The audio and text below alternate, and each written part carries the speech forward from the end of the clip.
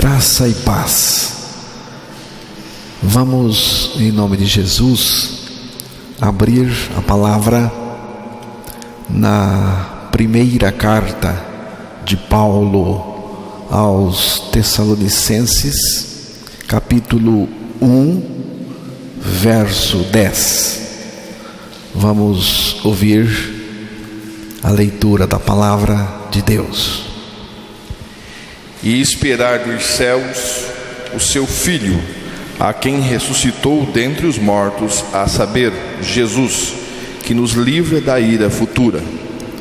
Que Deus revele a sua palavra aos nossos corações nesta manhã, em nome de Jesus. Este texto fala de uma expectativa que somente a Igreja de Cristo tem. E a expectativa é esta: esperar dos céus Jesus, que nos livra da ira que certamente virá. A Igreja de Cristo é constituída de todos aqueles que foram salvos pelo Evangelho de Cristo. Aí mesmo no primeiro capítulo, versículo 5: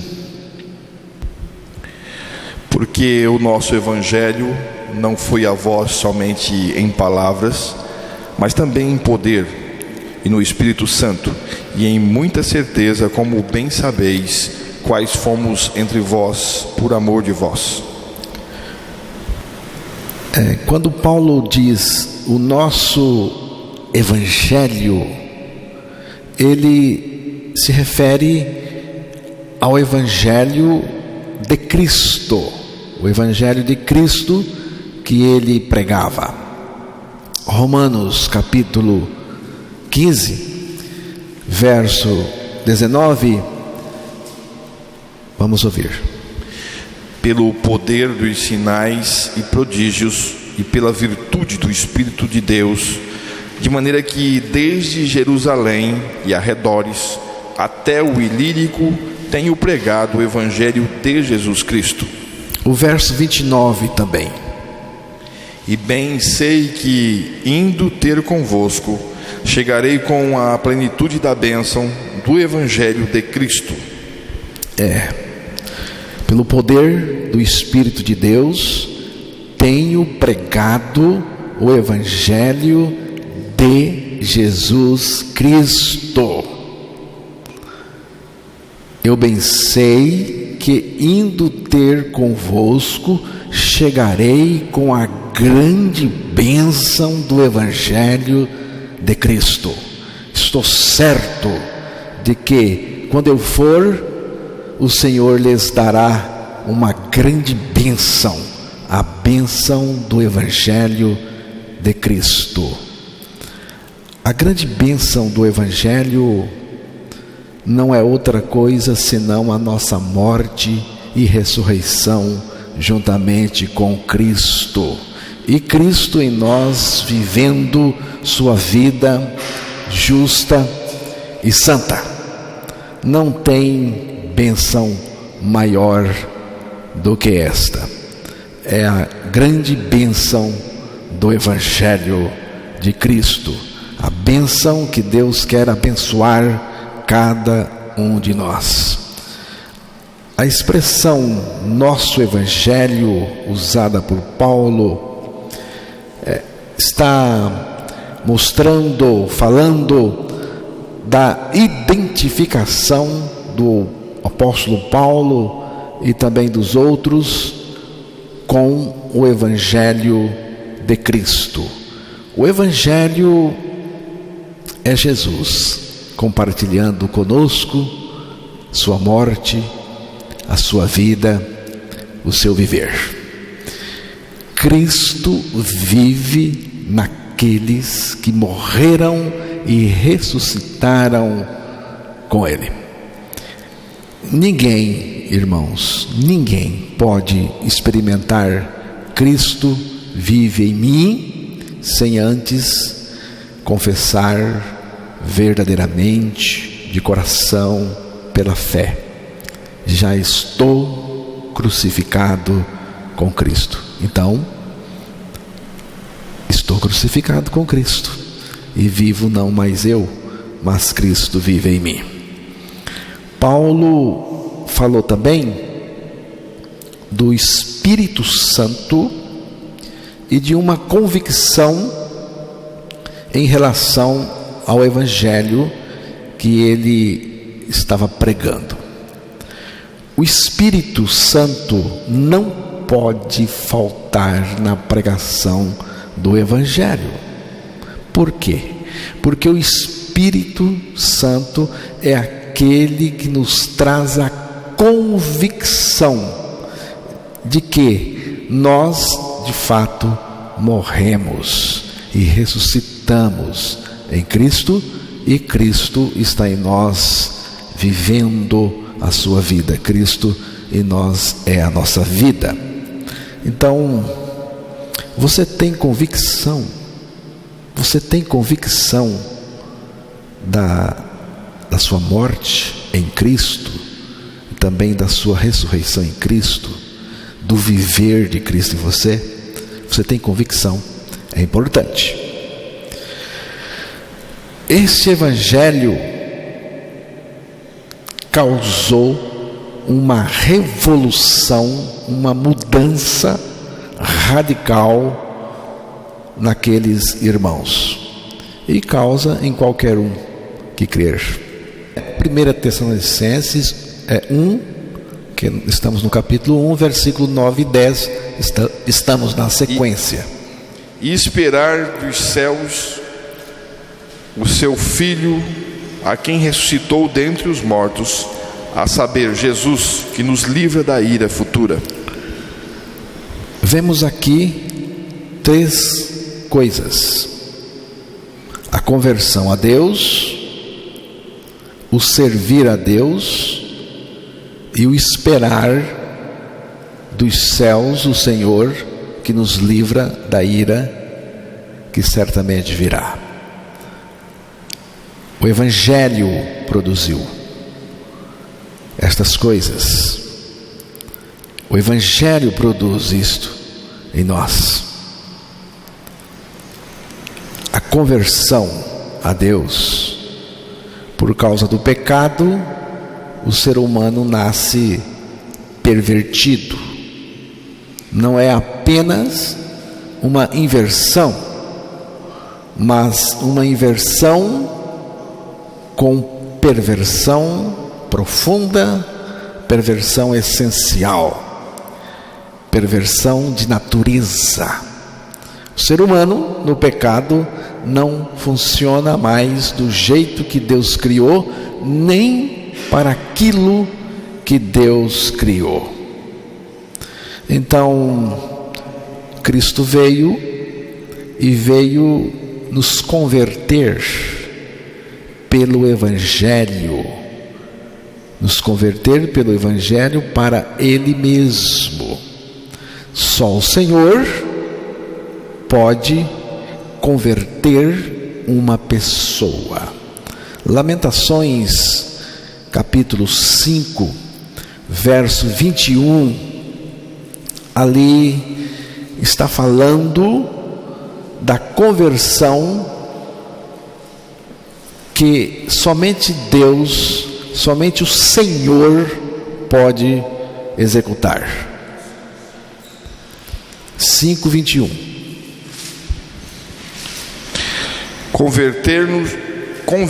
Converte-nos a Ti, Senhor, e seremos convertidos. Renova os nossos dias como dantes. Vejam os irmãos. Converte-nos a Ti, Senhor, e seremos convertidos. Se o Senhor não converter a pessoa, o coração da pessoa, não tem jeito. Converte-nos a Ti, Senhor, e seremos convertidos. E tem mais, não é só converter, mas converter para o Senhor. Converte-nos a Ti. Não é só nos tirar do pecado, é nos levar para Deus, para o Senhor. Somos convertidos ao Senhor, para o Senhor.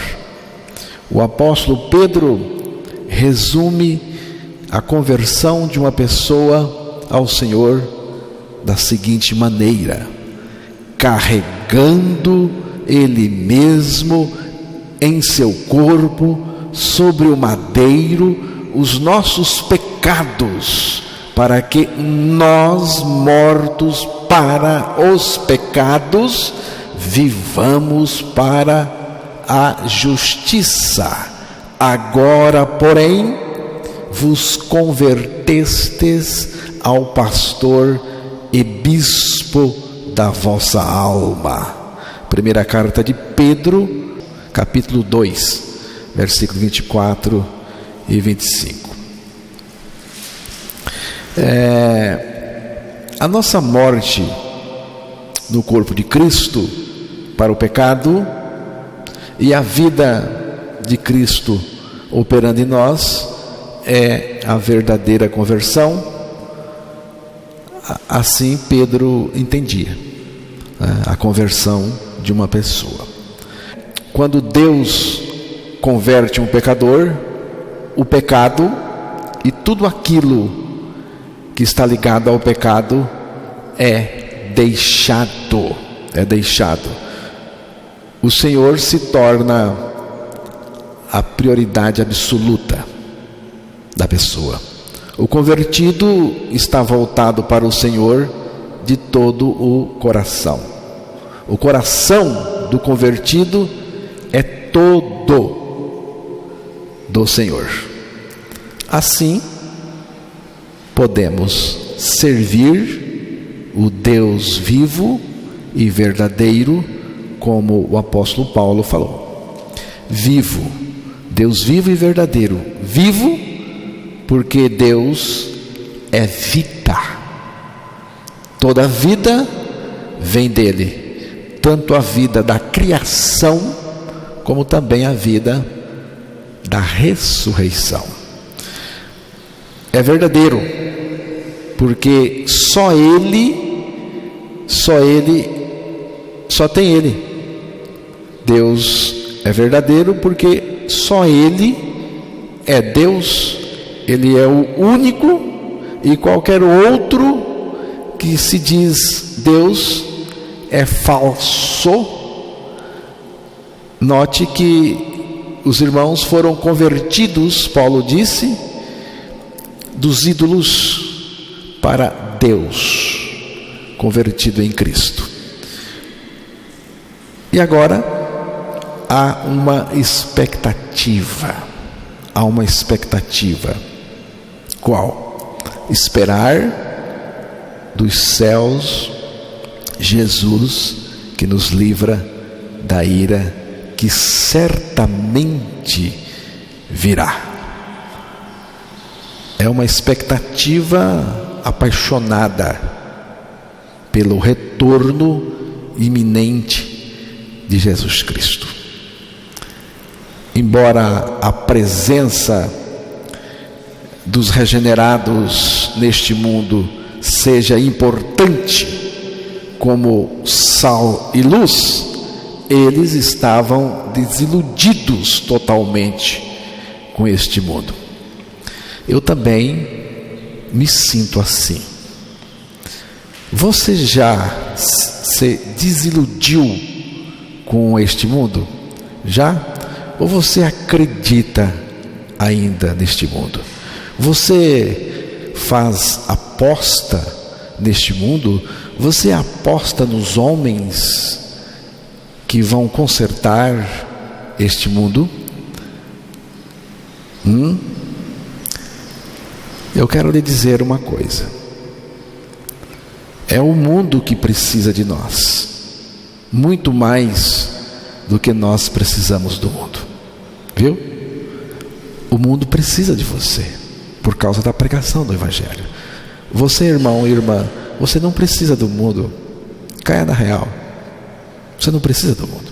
Você não precisa acreditar nas propostas e programas deste mundo. Temos o Evangelho. O mundo precisa de nós por causa da pregação do Evangelho. E aqui Paulo disse: Jesus nos livra da ira que certamente virá. A coisa é séria. A coisa é séria. Jesus nos livra da ira que certamente virá. A palavra de Deus, irmãos, fala da ira do Cordeiro. Da ira do Cordeiro. A palavra de Deus prevê um tempo chamado de grande tribulação. Tudo indica que esse tempo está ligado com o dia da ira do Cordeiro, da ira do Senhor. A grande tribulação se refere a um período futuro de 7 anos previstos pela palavra de Deus. A palavra de Deus também prevê que os que creram em Jesus e nasceram de novo através da morte e ressurreição em Cristo serão retirados da terra antes do início da grande tribulação. E no final da grande tribulação retornarão com Cristo para reinar com Ele no seu reino milenar. Mas o reino de Cristo não é só milenar.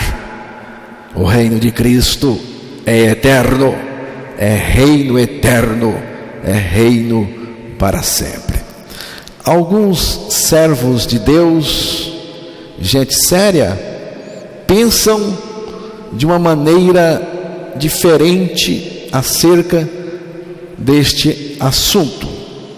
Porém, neste caso, eu acompanho aqueles que acreditam, como Paulo colocou: Jesus nos livra da ira que certamente virá. Mateus capítulo 24, versículos 21 e 22, vamos ouvir as palavras de Jesus. Porque haverá então grande aflição, como nunca houve desde o princípio do mundo até agora, nem tampouco há de haver. E se aqueles dias não fossem abreviados, nenhuma carne se salvaria, mas por causa dos escolhidos serão abreviados aqueles dias. Porque nesse tempo haverá grande tribulação, como desde o princípio do mundo até agora não tem havido, e nem haverá jamais. Se não tivessem aqueles dias sido abreviados, ninguém seria salvo, mas por causa dos escolhidos, tais dias serão abreviados. Isto aqui não é profecia maia, não é Nostradamus, não é. Isto aqui que você acabou de ouvir é Jesus Cristo falando. São previsões de Jesus. É a palavra infalível de Deus. E mais, não depende do nosso aval para se cumprir. A palavra de Deus acontece porque ela é palavra de Deus. Acerca desse momento, Paulo escreveu: Jesus nos livra da ira que certamente virá. Certamente virá. A expressão aqui é certamente, não tem dúvida, certamente virá. O que virá? O que virá? Vamos apenas vislumbrar algumas coisas desse momento que Jesus prometeu nos livrar.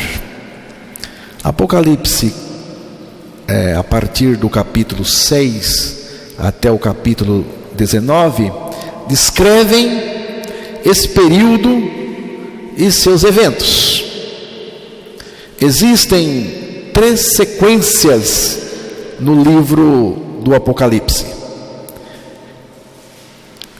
7 selos, 7 trombetas e 7 taças. Apocalipse capítulo 6, quando o Cordeiro abre um dos selos, interessante notar, quem rompe os selos é o Cordeiro. Significa que, por pior que seja a situação, está tudo no controle absoluto do Cordeiro. O Cordeiro é Jesus Cristo. É Ele que está dando as cartas, não o diabo, não o diabo. Cada selo está revelando a vontade do Cordeiro, a vontade do Cordeiro. O primeiro selo revela um cavaleiro num cavalo branco. Ele tinha um arco e foi-lhe dada uma coroa e saiu vitorioso para vencer. O Apocalipse capítulo 6, o verso 2, eu já citei. Esse cavaleiro sem nome tem tudo para ser o anticristo. A arma dele é um arco. A arma que ele usa é um arco. A arma de Jesus nunca foi um arco, irmãos, mas uma espada. A espada afiada que sai da sua boca, a sua palavra. Quem usa arco e zarabatanas não é Jesus, é o inimigo. Depois em casa você pode ler Efésios capítulo 6, do versículo 10 ao 17, anote aí, depois você pode ler em casa. Os dardos fazem parte do arsenal bélico do maligno, do inimigo. O anticristo virá e vai atirar os seus dardos envenenados do engano, a fim de enganar multidões, a humanidade. Ele virá imitando Cristo nos aspectos de pureza e vitória falsa. Ele virá em breve, e quando chegar, irá apresentar um pacote político, econômico, militar e religioso, que terá o nome, talvez, de nova ordem mundial ou governo mundial. Fará parte do seu programa a destruição dos santos de Deus. Ele supostamente se oferecerá como solução para o caos deste mundo. O anticristo subirá ao poder como um grande homem de paz, mas não demora muito para ele revelar quem ele realmente é.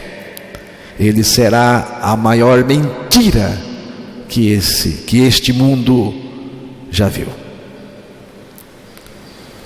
Esse ditador se colocará no lugar de Cristo, contra Cristo, nos últimos dias. O seu governo trará o terror generalizado a este mundo. Em seguida, vem o segundo cavaleiro, cavalgando um cavalo vermelho, simbolizando a guerra. E havendo aberto o segundo selo, ouvi o segundo animal dizendo: vem e vê. E saiu outro cavalo vermelho, e ao que estava sentado sobre ele foi dado que tirasse a paz da terra, e que se matassem uns aos outros, e foi-lhe dada uma grande espada. Apocalipse 6, versículos 3 e 4. A falsa paz do anticristo logo se transforma em várias guerras por todo o mundo. Os homens vão se matar numa carnificina sem precedente. É o que diz a palavra de Deus. O terceiro selo é rompido e as condições serão de fome, escassez em grande escala, em escala mundial, e será um horror para este mundo. Quando abriu o terceiro selo, ouviu o terceiro ser vivente dizendo: vem. Então vi, e eis um cavalo preto, e o seu cavaleiro com uma balança na mão, e ouvi uma como que voz no meio dos quatro seres viventes, dizendo: uma medida de trigo por 1 denário, 3 medidas de cevada por 1 denário, e não danifiques o azeite e o vinho. Capítulo 6 de Apocalipse, versículos 5 e 6. Irmãos, hoje a metade da população do mundo vive com menos de $2 diariamente. Informações indicam que a partir de 2016, o ano que vem, 1% da população mundial terá mais riqueza do que os 99%. Então, já tem crise, e crise forte, crise aguda. Mas nessa época a coisa vai piorar muito. Haverá violência por comida. As pessoas vão brigar por comida, vão se matar por comida. A coisa vai ficar ainda pior, muito pior. As coisas vão piorar muito, segundo a palavra de Deus.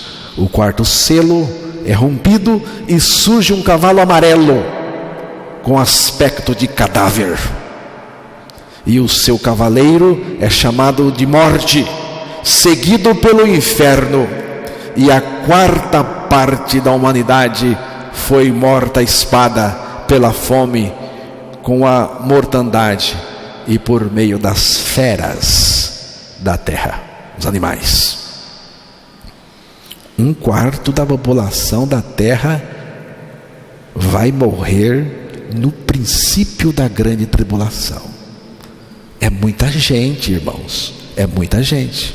Se fosse hoje, seria cerca de 1,7 bilhões de pessoas. O 5º selo foi rompido e surgem os mártires, que foram martirizados ou chacinados por causa de Cristo.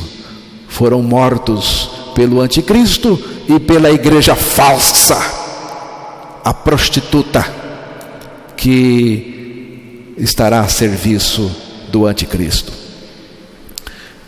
Quando o cordeiro rompeu o sexto selo, ocorreu um grande terremoto.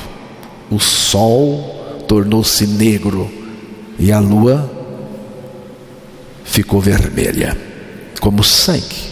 E as estrelas do céu caem, meteoros, evidente que está falando de meteoros, sobre a terra, como a grande figueira lança de si os seus figos verdes, abalada por um vento forte. O céu se divide como um rolo que se enrola, e todos os montes e ilhas são removidos dos seus lugares. Os grandes e poderosos da terra e todo servo e todo livre se escondem nas cavernas e nas rochas das montanhas e dizem: cai sobre nós, escondei-nos da face daquele que está sentado sobre o trono e da ira do Cordeiro, porque é vindo o grande dia da sua ira. E quem poderá resistir? Quem poderá resistir? Lembre-se que Paulo disse: e Jesus nos livra da ira que certamente virá. Você vê que horror? Você está percebendo o horror? Dá para ter noção como vai ser a coisa? Então chegamos ao sétimo selo, e havendo aberto o sétimo selo, fez-se silêncio no céu, quase por meia hora. Capítulo 8, verso 1. A coisa vai ficar séria. A coisa vai ficar séria. A partir do sétimo selo, as trombetas começam a ser ouvidas. A primeira trombeta traz saraiva e fogo misturada com sangue, e foram lançados na terra, que foi queimada na sua terça parte. Queimou-se a terça parte das árvores, e toda a erva verde foi queimada. Capítulo 8, verso 7. Na segunda trombeta, uma grande montanha ardendo como fogo, algum tipo de asteroide ou meteoro, seja lá o que for, foi lançado no mar, e a terça parte do mar ficou como sangue, e morrem a terça parte das criaturas marinhas, e a terça parte de todas as embarcações se perdem. Versículos 8 e 9. A terceira trombeta é uma estrela,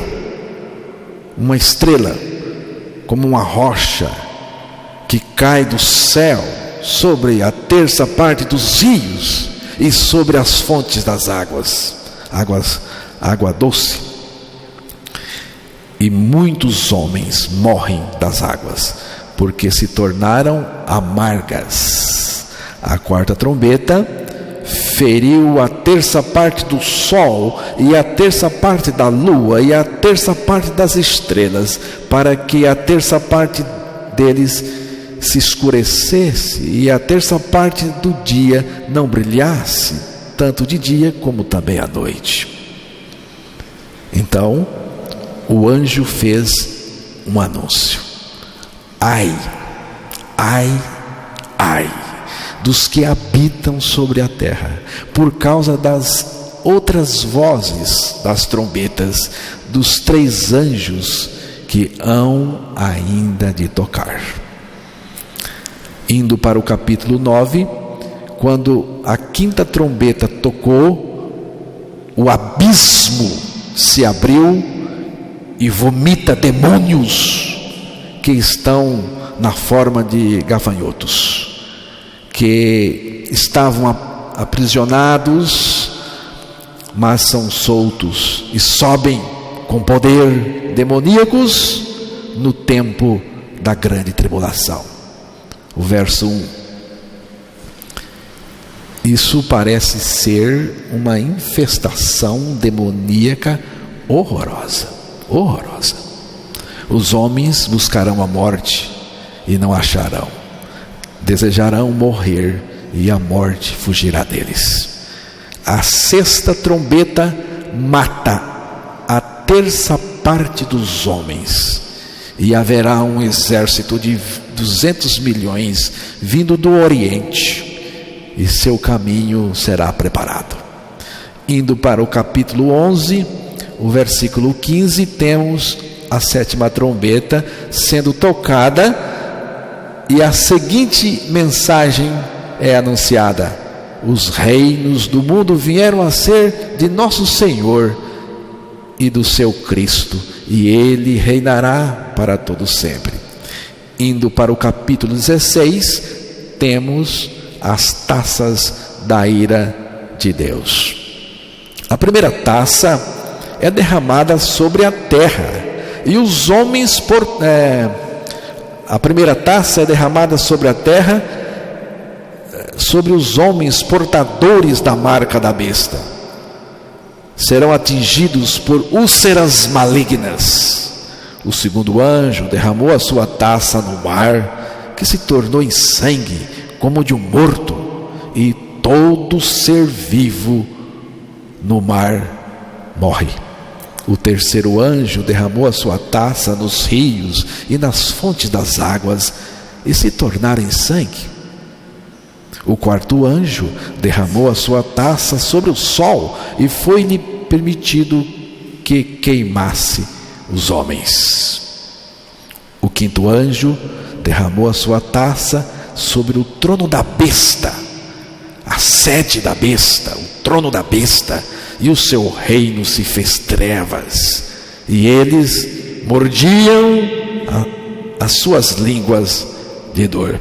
Você vê, a dor é tão grande, que mastigar a língua é um alívio,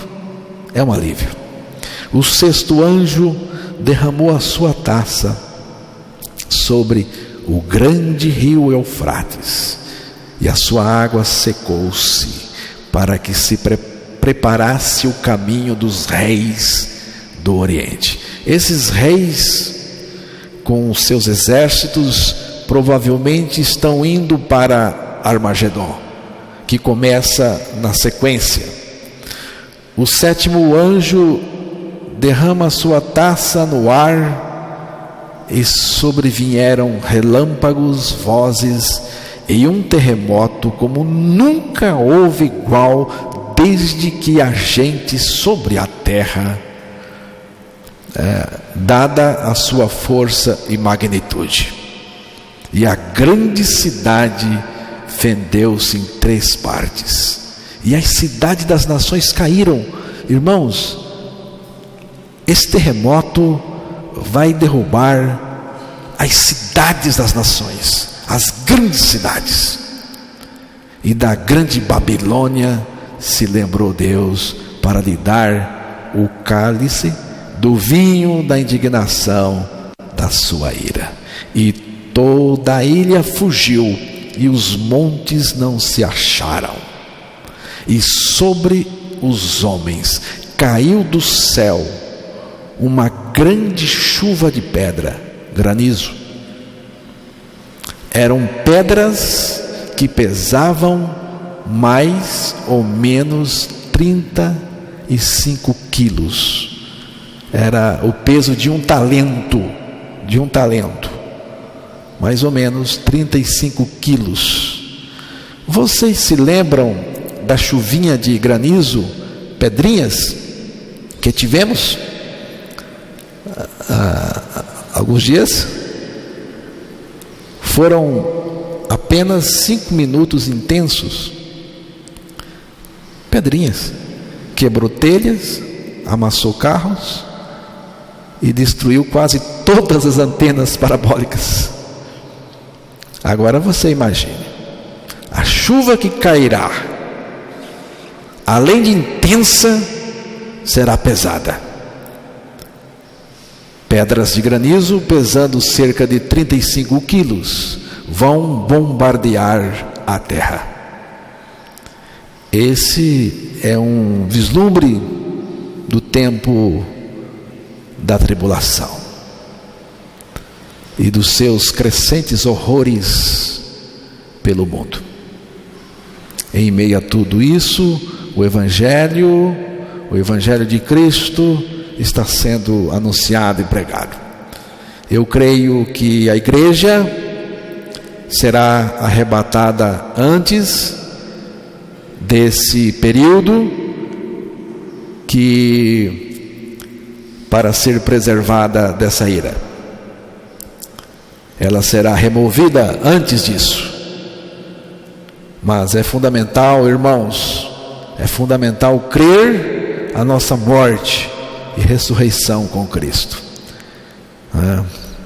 Crendo nossa morte e ressurreição com Cristo, Cristo se torna a nossa vida. Ele se torna a nossa vida. Estou crucificado com Cristo e não vivo mais, mas Cristo vive em mim. Esta é a condição que Deus busca em cada um de nós, e também o nosso passaporte para sermos livres da ira que certamente virá. Você já creu? Você já creu? Se não creu, creia já, imediatamente. É urgente, é muito urgente.